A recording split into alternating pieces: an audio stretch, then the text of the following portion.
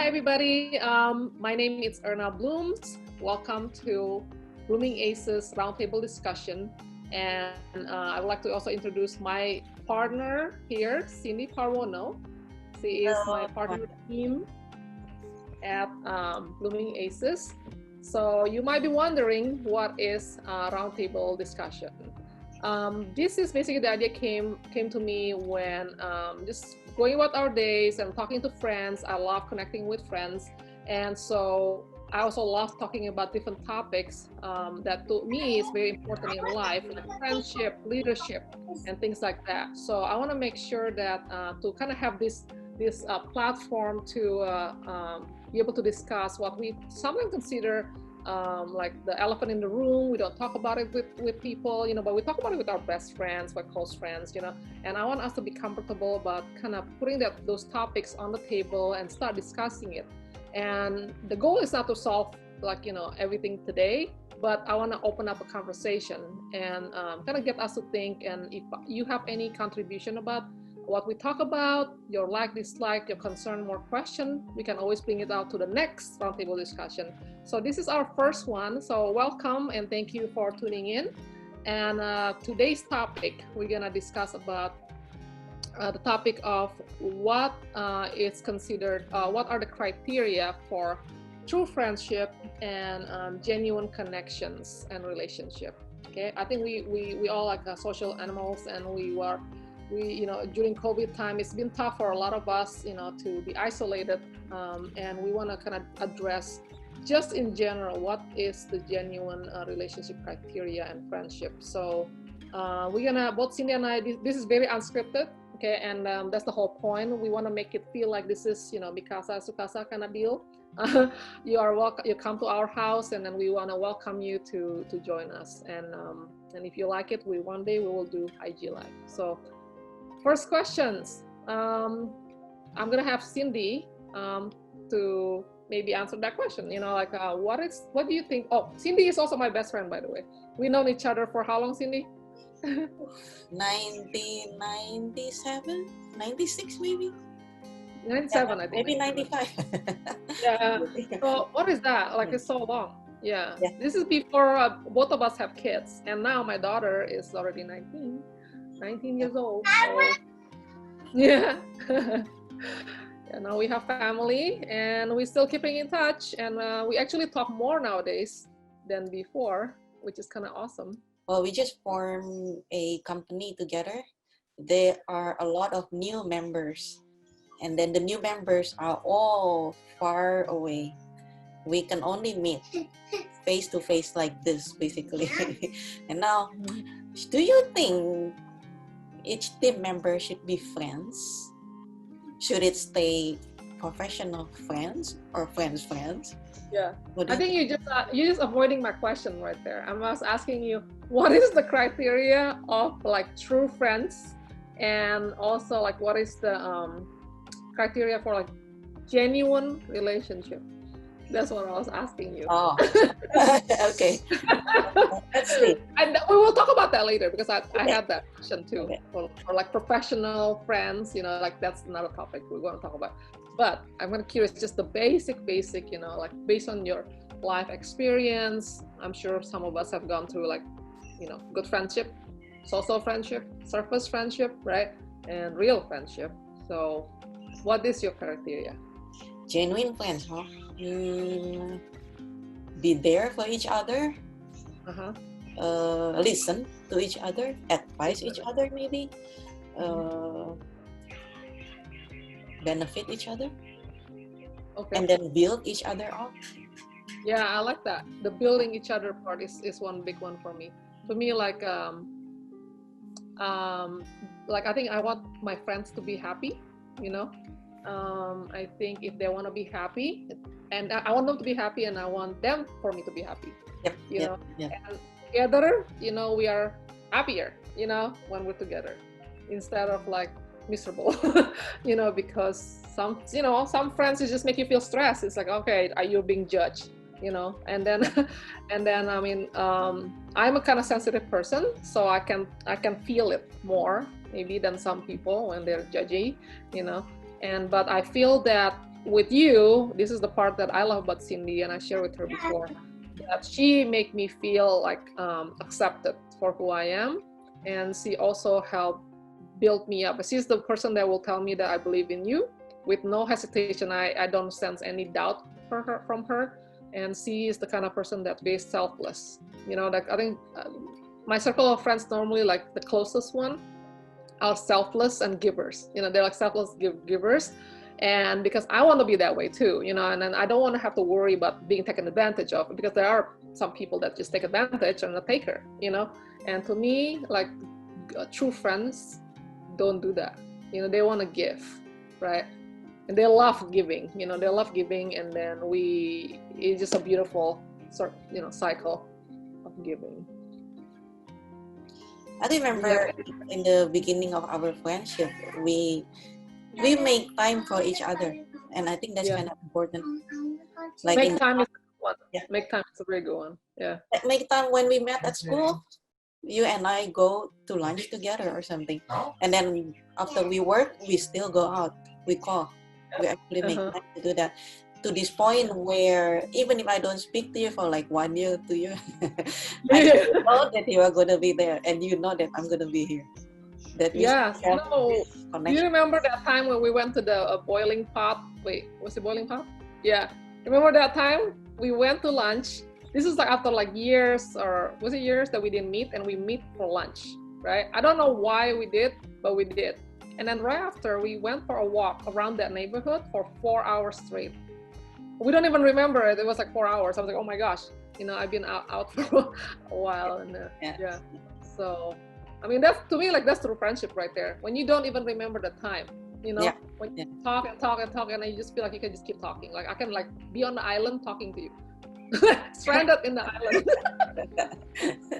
Right? You know, we can still, sorry, Christian, don't be jealous. Steal your wife. That's her husband. Christian. Pilot. Bring it back, she said. What? She said, bring her back. Bring her back. Oh no, you have to pick us up with your airplane. Island, remember? Yeah, we will. Don't worry. So we also in our willingness to be vulnerable with each other. Oh my gosh! Thanks for reminding that. Yeah. That is actually, you know what? That is true. I think it goes both ways, you know, like when you like have this capacity to receive people, you know, no matter how broken they are, I feel like whenever like I'm vulnerable, you know, and then I'm dealing with something hard, or, you know, you're dealing with something hard, we can share, right? We can share our situation. I'm like, oh my gosh, I'm a mom, I'm frustrated with my kids temporarily, you know, and then, you know, everybody have like a cap. With their patient level, right? And then I wish I'm like a saint, but we're not, you know. So we're in the modern world, especially. I think we are career-driven women, and sometimes we have that situation where we're like so frustrated, and we wish we are more patient. But that's why our friends are there for, so we can channel that, you know, kind of frustration, but in the constructive way. Like, you know, I think I remember Cindy always asked me questions about, how did you do this? Because I have, you know, kids before her. So, right, Cindy? Yeah. So, also this is another thing. Like we had this discussion about, I think I took the advice from Simon Sinek about asking why we're friends. Okay, to find out our why. That was sort of, it's a fun exercise. Where he said, ask your closest friends. Okay, that's Bethany, by the way. That sound is Bethany. Yeah, she is Cindy's little girl. It's so cute. Very talkative. And then yeah, no, it's good. It's fine. We're home. Remember, you know, this is not a typical, like, you know, podcast, or, you know, we're like in the daily life, and I want us to be comfortable. And so we want you guys to be comfortable, right, when we're talking about this. So this is part of life. Our family is part of life. Blooming Aces is about that. You know, we honor our situation. Everybody's home, you know, like we want to create a lifestyle that, you know, it's realistic, but at the same time we're striving for better, yeah, sometimes we just like a matter of sharing that vulnerable side that we are sharing. I actually gone through separation right last year, and that was hard, and I know that it's sometimes hard for like my friends, like with Cindy, we all come from like religious, kind of spiritual background where we like separation, divorce, things like that is not something that we are proud of, something that's not we plan to do, but that kind of happens sometimes. And I think Cindy is one of those friends that kind of, she doesn't judge me, she just listen. She has questions for me, like being devil advocate like most friends should be, but at the same time, at the end of the day, I feel like she's there along the way for me, so I really appreciate Cindy's friendship. And I think right now I will say you're like one of my best friends throughout this whole thing. It's because you give so much, and I want to give back to you, so I think we got closer this year since COVID, right? Yeah, that's right. Yeah. So you were asking question before about our teammates, friendship wise. And actually today I have a conversation with a client that also discussed about friendship. Should we be friends with our employees, employer, right? Type of thing, how close, what is the boundaries? You want to go address that, Sin? What do you think about that? I met a lot of new friends from you, a lot of team members. Yeah, it's a different dynamic, yeah, because we are not we are in a long distance company, if you will. I don't know. I don't even know the term, but anyway, I don't get. Yeah, we work remotely. Yeah. Yeah. I don't get to meet everybody. I don't actually know Henny or Ernie, your sisters, very well. I don't know Eric and Dave very well. I would really love to, but there is that not just awkwardness, but also like, what if they're too busy, And I would calling you, what if they're too busy? There is that awkwardness over there. And this is like with teammates, right? Teammates. Yeah, it is hard, like when we don't have like that, like passing by, physical, like kind of, I mean, in-person interaction, it is kind of tough to hash things out and build that friendship, because we worked together before, and then we actually went to school together. Yes. And we actually did this charity organization, the Indonesian Student Organization, before that did the dance performance to do or to fundraise to help like Indonesia for like some causes, right? For causes. So that's how we get to know each other more. But nowadays it's like a lot of my friendship is built through Zoom. I join a lot of groups, community groups from like Selena Sue, Impacting Millions, and then Grant Cardone, community, right? So there are new friends there but we connected through Zoom, and I think that's the best we can do right now. At the same time, that's a good thing, that's a bad thing. Good thing is to save time, because we can just hop on Zoom and we don't have to drive anywhere, it's save gas, we don't pollute the environment, right? So, but at the same time, it's kind of tricky. But I think the topic is about, like, what kind of friendship we build in the company, right? Because some experience that I heard from one of my clients is like, if you build friendship, with your employees, and they don't sometimes perform because they think, you're going to be lenient on them, they don't really like accountable. That's kind of the tricky part. And I actually have that a little bit share of that experience in the past, when I was like, oh my gosh, I want everybody to be my friends, and then and you kind of overpromise things at the beginning, and then suddenly like they're not really focusing on the work, and then suddenly you felt that this is not quite working for like the relationship, right? So I think at the end of the day, to me, like, we have to remember what kind of friendship we're talking about. Is it business relationship friendship, or is it like really like just a day-to-day friendship like ours? I think I would love to be in a more serious friendship, because I have tasted it in the real life, with the Tell me more about what you company. experienced. What's that? So tell me about your experience about that, because that's I think what we need to hear. Okay. The kind of friendship, the challenges. I'll share with you mine later, but you can share first. With the last company that I work for, we are a small company, first thing first, and so building the friendship is easy. We have lunch together, we talk about our life, marriage life, difficulties, work difficulties, dreams, and sometimes family sickness. So we were there for each other in a way, and we still keep in touch to this day. Oh, that's cool. Everybody has gone through their own way. Some have their own business, and we are still like kind of help each other, even though it's still. Do you have any challenges with like dealing with either your your bosses being friends, or like people below you being friends, like team members? Do you have any challenges on that? Any challenges? Not with the last company, but nowadays there is a little bit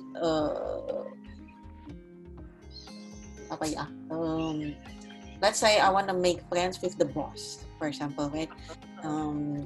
But there are too many levels up above me, so that's going to be a little bit tough, I guess, because that kind of thinking that I'm not worthy enough, or maybe the boss is probably way too busy, and maybe that's not always right.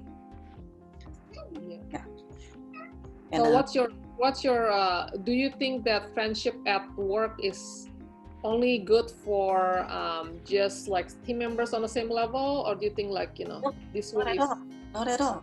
I think it would be lovely to be friends with the boss too, because he's already up there. It would be nice to share experiences with somebody that's different from you. Yeah. And but have you experienced it though? Have you experienced a successful relationship with your like upper management? So how would you like how did you get, because not everybody got successful with that, so what kind of things is important for between you and your boss, that you managed to do and develop that friendship and maintain it, I guess? A lot of lunch. A lot of lunch. It needs to be lunch. There's got to be something else that you do. There's got to be something else that you do that they like. There is a personal invitation, like, hey, let's go have dinner. I mean, not dinner, lunch just together, just two of us, or just three. Very small group, so that the conversation is more. What do you guys talk about? What do you guys talk about? Like, when you have lunch with your like, your boss or your like leader and stuff, like what is the kind of conversation that came up? Is it more like all work, or is it all like some work, some vision, some what kind of things that you guys talk about? 50% work, 50% personal, like past dreams and then future dreams. How did you get there? Where did you go to school, for example? That's kind of personal, right? But the past of the other person. Gotcha. Work will always comes up.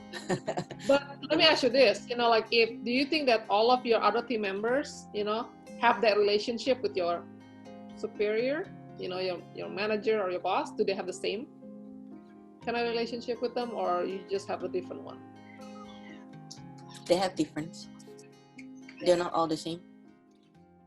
Okay. Some people are just like they stay. They wouldn't go up. They just stay around the team members. They're not comfortable. Yeah, they're not comfortable going Probably. up there. But why are you comfortable? I think you're comfortable. Why do you think you feel comfortable going up there? I don't know. You're curious. I don't know. Let me tell you that because you're curious kind of person, right? You always like to learn. You like to grow. Sure. Kind of like me. I'm always like, really interested. I'm actually like, I grew up in entrepreneurial family, so I always kind of feel very attracted to entrepreneurs, meaning like attracted as far as curiosity goes, like how did you get started with that business? What made you do this? That's exactly why I do Blooming Aces right now, is because of that, because I just curious about what they're up to and how they get there and where they want to go, because there's always the unique story. There's always like that turning point that I always look for in people's life to find the meaning, And I always believe that there's a reason why I'm here at a certain time, meeting certain people, talking to you, you listening to us, you know. So there's always that purpose every time we go. So yeah, I think, and a lot of time this is what I feel too.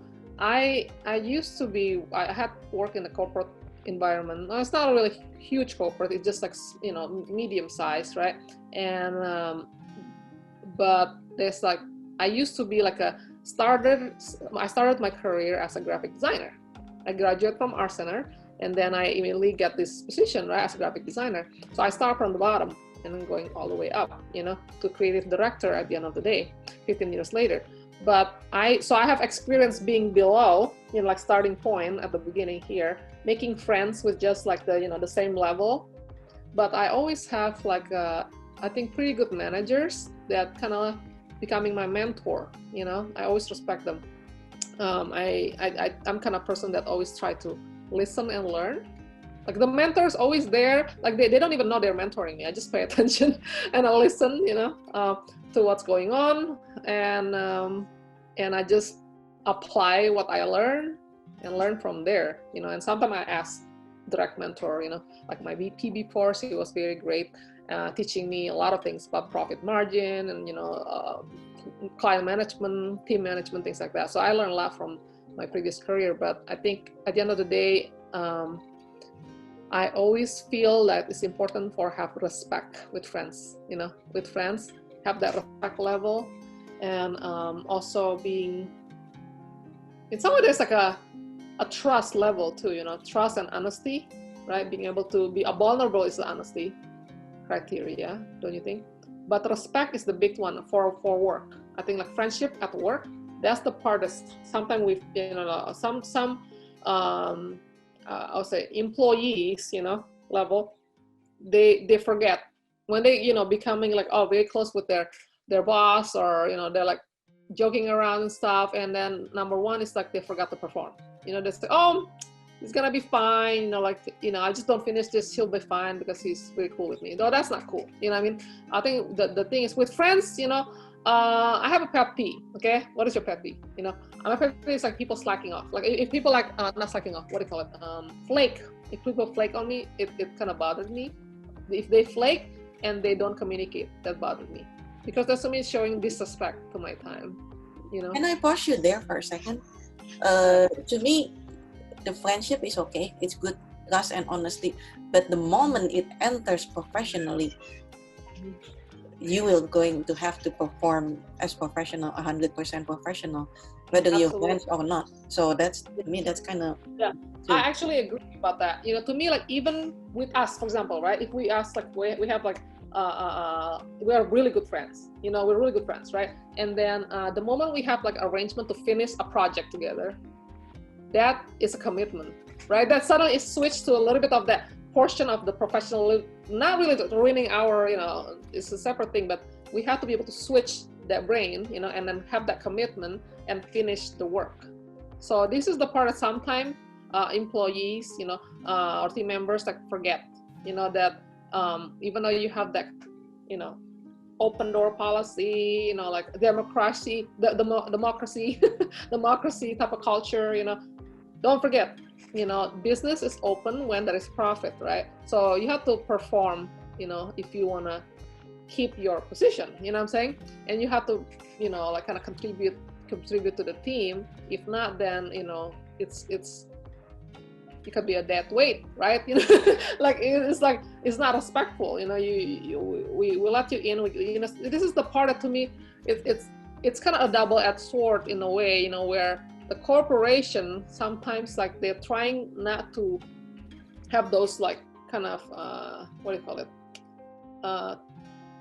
Being nurturing environment, right? Because like some, you know, they want to have like this team that's like super functioning, you know, and they don't want to, all this warm and fuzzy stuff is kind of a waste of time and money, right? And then, you know, like with the Simon Sinek, like kind of, you know, philosophy and stuff, you know, we have to like prioritize people, right? Like prioritize people over like the ROI, which is not true. Actually, we're focusing the ROI, but through the people, by building the people culture, but at the same time, sometimes it got misunderstood by the way certain people operate. They forget that even though you have the culture, you have to still think, business has to run. What is my contribution, to the company, right? I don't know what it is. I mean, I guess my question, like what I'm wondering right now, this is totally candid question here. This came up to me, like, can people adopt, can people adopt that mindset of like creating this self boundary and and then just like have that responsibility. So, but not to sacrifice the friendship part. You know what I'm saying? The friendship part can stay as long as you still perform, to the best ability, kind of like, just like when you're not friends, you know what I'm saying? And then secondly, it's like, I feel like you need to have that self-motivation. People don't have to tell you, to do that. It's I think it's come back to integrity and core values too. I think true friendship has that, right? Integrity with yourself. Oh, that's another good one. Friendship. Can you have, friends? Can you be a good friend if you're not a good friend to yourself? Okay, interesting. I know, right? Like you know what? I suck before. I suck at being a friend to my friend. For my hi Clay. You want to join our call? Yeah. So. Hey, you think he has something to say about friends? Sometimes the young one is purer than us. What do you think important for friendship? What's important for friendship? My 11-year-old Clyde. I'm asking her. She's at the door right now. What do you think of the things that you think is important as a good friend? Kindness, trust, helpfulness. Kindness, trust, helpfulness, support, or fun? Fun. Of course. Okay, that's good. Yeah, that's not Trust is a good one. Trust is a good one. Yeah, trust has to be there. Okay. And then what did you say again? Support and helpfulness. Yeah, I love it. About the same value. And fun. About the same value as we have said before. But I suppose fun is also important. You don't want to be friends with someone who's like depressing all the time. Yeah, we like Eeyore, so it's hard to, Hey, if they're kind, if they're trustworthy, I'll be okay with them friends. We can be fun as long as they're not judging us for being fun, right? They can be there. But see, based on those values that Kalai said, how good it would be to have that kind of values in a workplace too. Because you want to go to the workplace, you want to go to the office every day to see your friends while working as a boss, as the leader of the company. How would you motivate your team members to trust each other? How would you push them to be friends with each other? Would you push them to be friends with each other? I will not. Oh yeah? You wouldn't want me to be friends with you?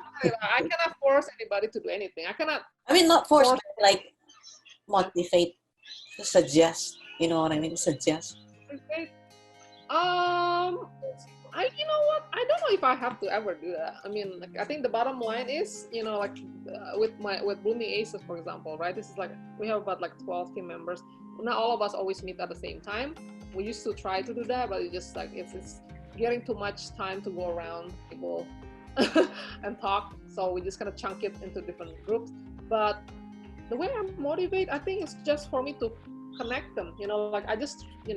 I'm showing my trust. Right?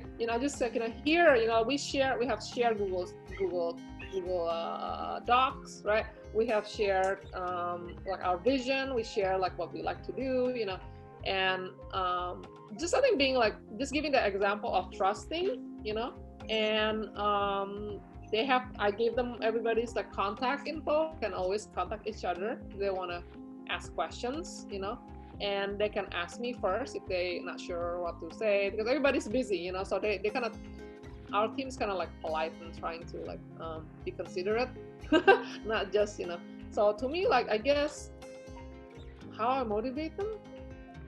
It's just getting people on, in the same Zoom, right? To more often, that's gonna create that kind of camaraderie. I think getting each other familiar with each other, so I guess the way I motivate it is like when I welcome them, like when I first like getting people together, because not everybody knows where I meet each one of you, right? So then I will just introduce, here I met so and so where, and this is what they're great at, right? That's what I did at the beginning. So everybody's sort of familiar with what everybody does, and then when someone did a good job, I will say it, right? I was like, so and so did a great job, and I will do like group texting, right? Like sometimes I do that, and then someone like help out with something. Oh, Ernie's calling us. Let me see. So the question is, what do you consider criteria for true friendship and genuine relationship? Someone who's selfless. Selfless. Thinking about other people. Selfless, right? And patient. Patience. Forgiving. Make an effort to, touch base with you once in a while. Yeah, make an effort to touch base with you once in a while. Yeah, we talk about like making time for each other, that's kind of part of it. Yeah. Selfless giving is also what we talk about. So yeah. And also, there's something else. Listening. Yeah, Cindy touch base on that too. Listening. Active listening, not just listening. Oh, active listening, she said. Cool. Fine. You know how they say listening to listen, not listening to respond. Oh, listening is to listen, not listening to respond. Yeah, listen to listen, not listen to respond. Yeah. Unless you're being asked. Yeah. That sense is active listening, Yeah, gotcha. So another question that we had, if you want to chime in on this, it's who's there? only Cindy and I, and you, yeah. And Clyde chime in for a sec there. So another question is like, what do you think about friendship with your, like at work, at work? Can you create friendship at work? Relationship with your boss versus, like relationship with your teammate, team member, what do you think? How do you navigate that, that professional friendship? Well, it depends on the person. If both are willing to be friends, then yes. Yeah. So she said basically like depend on the person, if both sides agree to be friends, then yeah. So I mean, like I think Ernie and I, I'm gonna stop translating, but so basically, I think we all kind of agree that friendship is both ways. It's not just one-sided, right? And both sides. I was touching base on this a lot because a lot of team members sometimes, like in corporation and stuff, not a lot, but I'm saying the one that I hear stories from, like the entrepreneurs that I work with, it's sometimes the team members just not being, they're taking advantage of the kindness, that they provide, and or they got entitled because of the kindness, and they forgot to perform. They think because you're friends, you don't have to perform. It's like you're making excuses, that's not respectful in my opinion. I think when you have professional relationship, that has to come first in the professional world, like which means the performance has to be there, and the friendship is just the icing on the cake. To me, that's how I see it, right? Because that's to me like that's you need to get your priority right and the boundaries clear, where it's at, right? And what do you guys think about like friends? Have you guys have experience where when you're being so kind and you feel like you're taken advantage of, and then have you ever experienced that? Absolutely. Okay, all right, let me stop right there. So I'm gonna repeat what you just said. So basically, Ernie, my twin sister, is saying that sometimes, when you are too nice to the wrong kind of person, they will take advantage of you. It doesn't really matter. Basically, it's the person. That if you give too much and then it's just not the right kind of friends, right? They will take advantage of you and keep taking. And then they don't value your time either. Yeah, and they don't value your time. So yeah, it's true. And then so what should we do when we have? Okay, here's the thing. I have a friend that actually being very kind, very generous to people, you know, and then got taken advantage a lot, and very giving person, you know. But at some point, like he actually feel like he doesn't want to do that anymore, and I feel kind of sad because that's the reason why I like him as a friend, is because he's giving. You know what I mean? And we had a discussion about like where's the boundaries of that, you Right. know? Boundary is always really important. Yeah, and he also being very nice to like his employees, and they just not, you know, it's like being entitled or like they take advantage and things like that, you know. So I saw it with my own eyes, and I just feel sad about that. And but at the same time, I reminded him like, yeah, you know, yeah, it's painful. I have experienced that before, you know what I mean? Not a lot, because I think I don't know, maybe I have a better radar on certain people, and I don't allow it to go too far, you know. But sometimes, yeah, you know, like I think I don't want to change myself. That's what I told him, you know. The fact that someone is like a not a good person in your life is their loss, right? You just have to walk away from them. That's what I feel. You know, you don't change yourself, your kindness and your, you know, your core values, because someone else make you feel bitter and painful, you know, about giving, right, Ernie? Now, I think we're talking about two kinds of awareness, okay? Awareness about your relationship with that person, right? And awareness of you being taken advantage of. Okay? The two different kind of awareness. You need to be aware that, first of all, you are a kind person, right? And that really defines you. Like you said, oh, no, I agree with you 100%. You should not change yourself, okay? Yeah. You just need to change the people around you. I agree, yeah. Because the awareness of being taken advantage of by this one person, just really awareness, just this relationship not working, not you being kind not working, you know? Yes, yes, 100% yes. Did you hear that, Cindy? Can you hear that? Yeah, very good point about you need to compartmentalize the problem. Okay, where's the problem? You know, the problem is not that you're being kind, it's the fact that the person that receiving your kindness is not processing it correctly. You know, so you may allow it a couple times just because you're just that way, and you just don't want to cut people off just like that, you know. But you give people chances, but at some point, look, we are doing them a disservice for not walking away from them. Don't you agree? Well, it depends also. If let's say you already know you're taking advantage of, right? Yeah. But you still, you know, feel like, well, they still need help or whatever kind of thing, right? Yeah. And you're still happy doing that, that's fine, you know? Yeah. Okay. That's not for you. Yeah, that is a very good point. This is the part, like, where we switch our victimized situation into an empowered situation. That's really good. This is a totally different topic, but but I think this is a good one that came out of this. It's so true, and that's a very good point, because like, yeah, like totally, like sometimes I can see like, yeah, someone might be like slightly taking advantage of you, right? Taking advantage of you, but you know what? You feel like kind of bad, you know, like you feel like you're in a more blessed like a situation where you can help them, you know. And you still like, you know what, I'll help you, you know, it's my decision to help you, but you have to be happy and not bitter about it, right?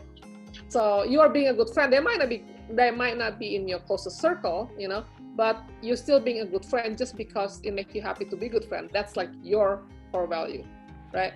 So I mean, we discussed, like, this is like our first roundtable discussion, and like I said, I think at the beginning, at the intro, we don't have to solve everything today. This is just opening up a conversation where we can start paying attention to our surrounding, paying attention with, you know, with what's going on around us, and kind of reevaluate our friendship, right, in our life. And you choose to stay or walk away from certain things that's, you know, either serve you or not, you know. And it's your choice. You don't have to stay. You know, my daughter actually, she got when she was younger, a couple of grades ago, she has a close friend that's a bully. That girl will not allow her to play with other kids, okay? And so she always cry every single day coming home, because she got this roller coaster kind of emotion where the person is like doesn't want her to have other friends, but then so she's only have one friend, which is her, okay? And then but then she kind of ignore her all day, So it's very controlling, kind of like friendship. Okay, borderline abusive there, you know. So and I was feeling upset because I saw her crying, like really crying, and you know, she's very emotional about it. So I said, you know what, it's better to not have any friends like that. By yourself is better than being with a friend that's not even serving you, right? Yes. You know, so then she start gaining that confidence. Okay, she start gaining that confidence, and she start not playing with that girl. Then guess what? She found another friend that's better, you know. She found another friend that's better. You just sometimes you have to disengage, you know, because sometimes, like, you know, your association is gonna attract another association, right? So if you're like friends with the bully, nobody else gonna play with you because they don't want to deal with the bully. You see? So it's kind of important to also like guard your, you know, your association, right, Ernie and Cindy? Yeah. And the person talk about her personal life directly with us. And she talked directly in this. Oh, she already ran away. She already went to gaming. It would be very interesting to hear it. Oh, absolutely. You know, we should like a panel for kids, you know, to talk about stuff. Yeah, like when she started doing that, how did the other girl react? Mm-hmm. She wasn't very happy, obviously. She actually, I had posted it on my Instagram, but she actually, she stole her lunches. She stole her lunches. Okay, yeah, her sandwiches got stolen, and she knew it was her because she saw something, you know. And guess what? I think I posted one time. We posted. We put the okay. We have a what was it? It was a sandwich, right? Yeah, it was a sandwich. We put tapatio and wasabi mixed into it. Okay, it's a cool. We call it the booby trap sandwich. In there, and then hopefully if it's stolen, then somebody get the lesson. Okay, and then after that, her lunch never got stolen again. So that's a good thing. But then you know what? The thing that I was proud about, you know, Kalai, my 11-year-old too. It's she actually embraced. This is she got gained stronger now, not being like the victim. She actually being like stronger, and actually she has two bully at one point, and then she actually becoming friends with the one of the bully now, because she actually gave her gifts, you know, like, and I treat them, you know, with respect, and like embrace them like normal people. Okay, so now they're friends. Okay, so I was very proud of her. She actually overcome the bully, you know, situation, and came out strong. So I applaud her for that, you know, and I think we can learn from that too. I mean, some people that, you know, one of them, the other one is hopeless. But you know, sometimes it works out, sometimes it doesn't, right? But she faced her pain, no, that way. She did. She faced her pain, and she faced her fear. Yeah, with the other one, she take risk. Yeah. That's amazing. Yeah. And then my older one, Alana, she is 19 now, but she actually have a lot of friends. She never have problems. She have never like deficit on friends. For some reason, she just so easygoing, and she you know, she is very easy. Yeah, she has a lot of friends, you know, since she was little, and now she's in the gaming, you know, and she stream games, and she has a lot of followers, and she's just very natural about connecting with people and being very easygoing, not judgy, you know, let them be themselves, kind of thing, you know. So at the end of the day, that's what all we want, right? We all want to be accepted for who we are, and being supported to grow, you know what I mean?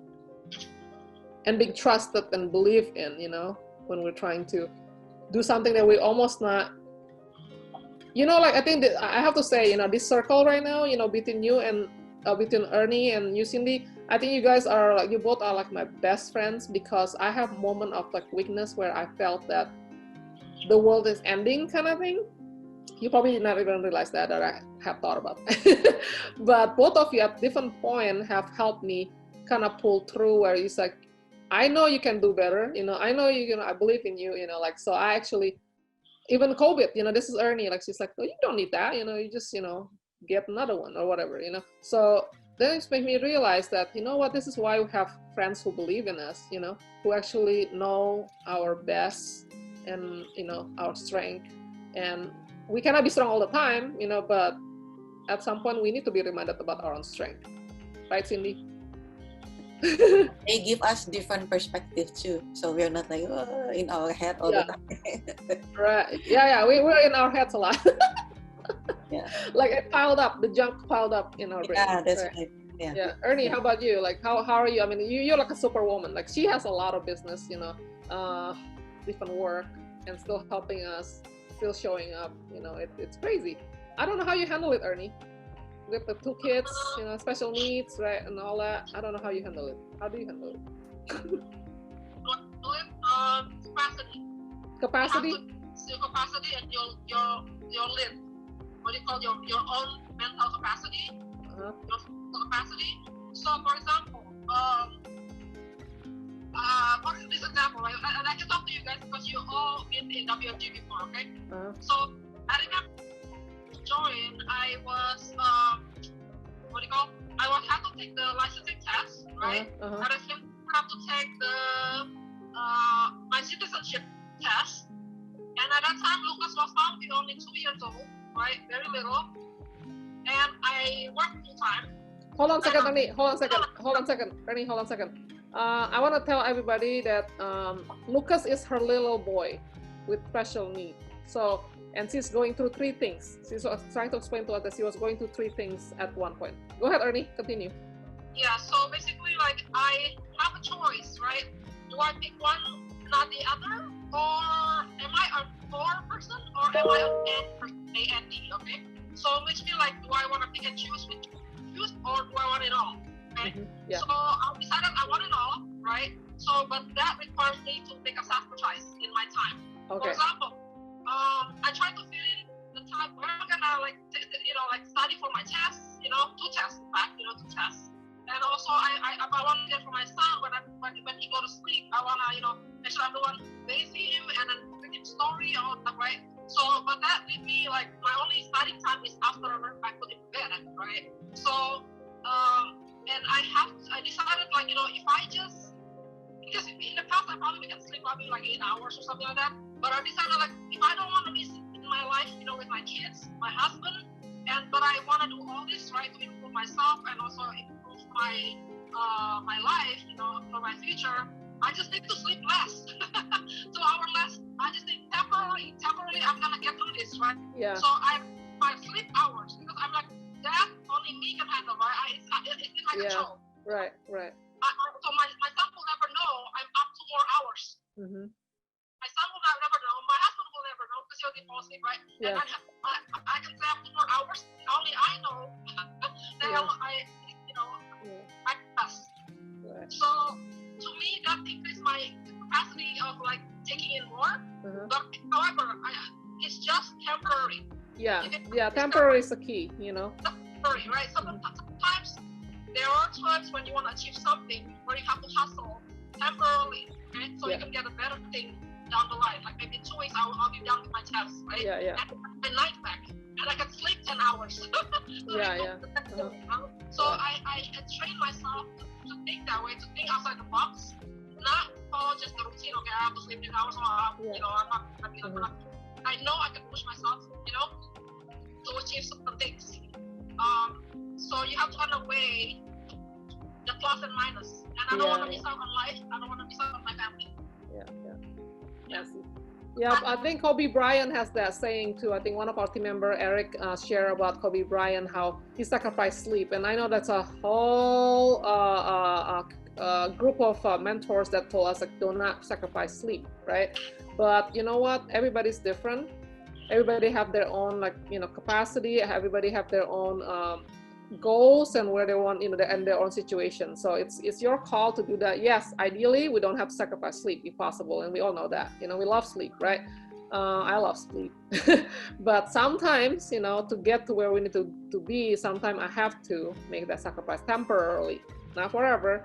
But we have to make that choice, right? So anyway, I think it's getting late, Ernie and Cindy. I kind of want to end this, but I want to have, like, everybody can say a little bit of something about friendship and things like that. If you want to say something, then we can close today's roundtable, and we can continue again in 2 weeks from now. Yeah, Ernie, you want to have any last words about friendship, any advice you want to give to our audience, how to build that genuine relationship with people or friends, criteria. For me, what I learned over years, basically, you need to understand, to attract the right type of friendship and relationship, you need to know your worth first. Your worth is important. You need to know who you are, who you want to be, so you can attract the right type of friendship. True. Right? And then never be afraid to let go of a relationship that doesn't serve your story. Yep.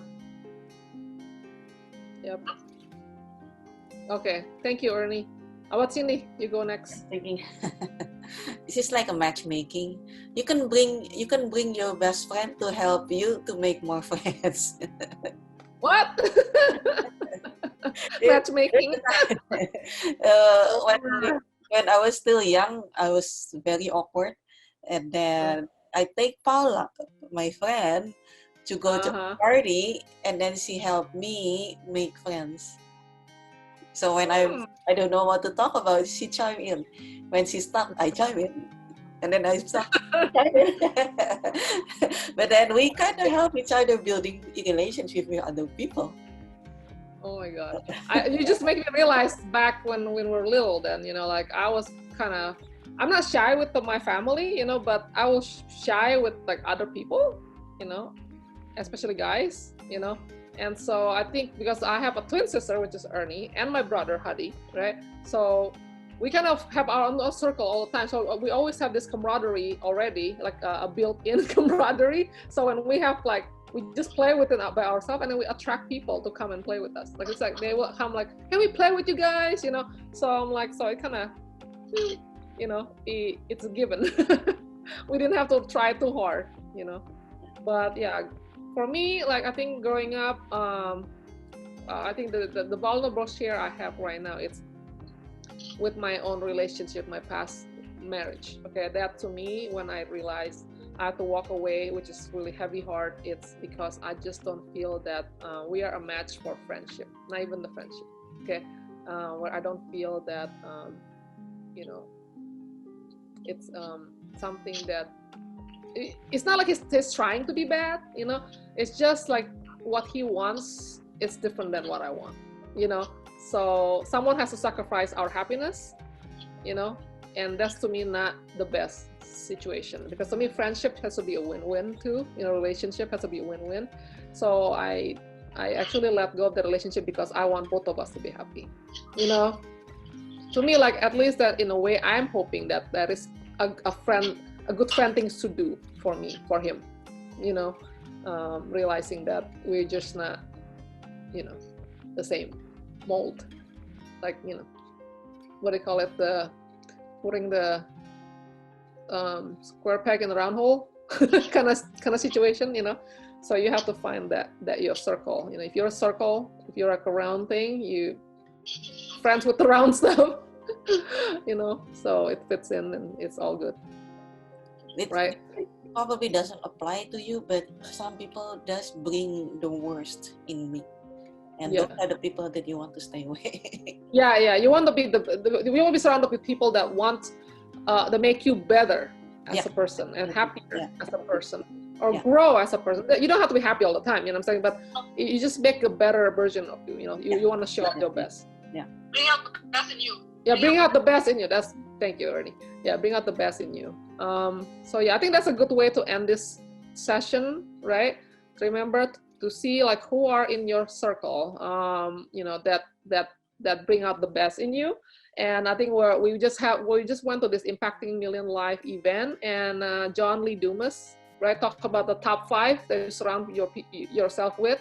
Those are the key people you have to select very carefully, that have to build you up, help to support, and you care about each other, respect each other, want the best, right? So I think our assignment from this is to pay attention to that and make your decision wisely. Is that cool? Everybody good? Yeah. All right, everybody. Thank you so much for tuning in. We're gonna say good night right now, or good morning, wherever you're at. This is Blooming Aces Roundtable Discussion. And we are looking forward to the next one. Hopefully in 2 weeks, we're gonna pick a different topic. So we will see you next time, and thank you again for tuning in. Hopefully this brings some value to you. Good night.